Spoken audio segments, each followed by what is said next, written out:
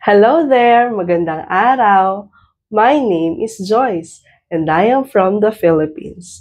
I'm currently based here in Bicol, which is known for the perfect cone volcano, and that is Mayon.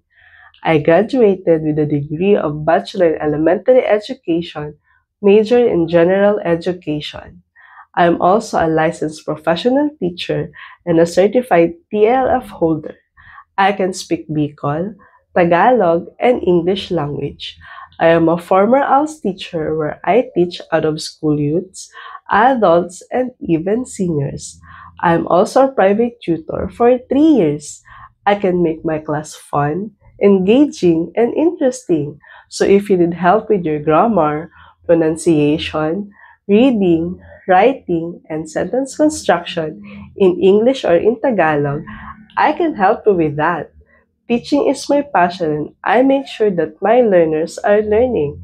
And it's my pleasure to help you to reach your goals. So ano pang hinihintay mo? Book a trial lesson. Hope to see you in my class. Goodbye!